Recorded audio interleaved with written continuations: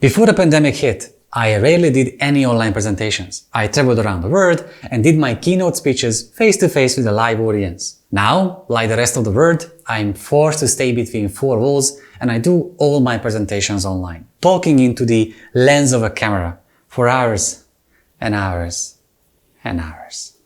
It's an entirely new experience, since the audience is less active and you can't really feel them out either. And since many of us are in the same situation, I thought I would give you a little insight of what I learned about this medium and tell you the 3 secrets of giving a great online presentation. I'm Dr. Bertalan Meskó, and you are watching a Future Bit from the Medical Futurist.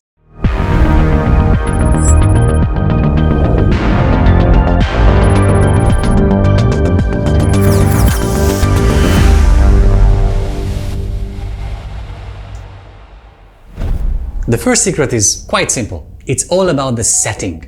A lamp, a microphone, a camera, and a nice background that has dimensions and feels lived in. You set the camera in front of you at the eye level and look straight at your audience. Since you are only showing a little piece of you and your environment, everything carries a message. The background is an extension of your personality, so choose it carefully.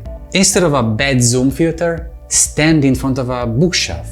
It goes a long way to make it all more professional. That's it. Doesn't seem like such a big secret, but trust me, this is a visual medium and people tend to do presentations as if we are 3 decades behind. You will be surprised how many people don't pay attention to these small things that make quality. Yet, minimal effort can bring you great rewards. Secondly, let me clue you in about something you probably already know, but you never realize it to be true. People can pay attention to entire presentations and speeches. Of course, they remember a sentence or two here and there, but what really sticks with them are the emotions. If you are passionate, if you have strong feelings about a certain subject, if you have interesting character quirks, then by all means, channel them into your presentation.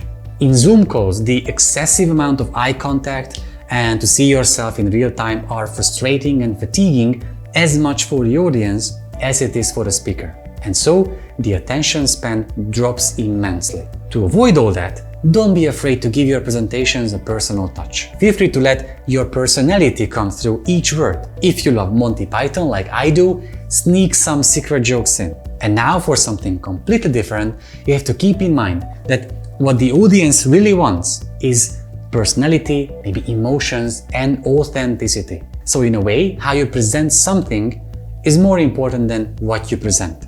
Look into the lens and speak to it passionately, as if it was a member of your audience. And the third secret is that you have to realize that giving presentations on a 2-dimensional screen means that we are competing with Facebook posts, TikTok dances, and frankly even Netflix shows. News and opinion pieces, hot takes got reduced to mere content. So let's forget about PowerPoint. It was cringeworthy 15 years ago, yet people are still using it. But it's high time to up your game and create original ways to convey your message. I firmly believe that today there are so many ways and methods to reach your audience that if you fail to do that, it's all on you.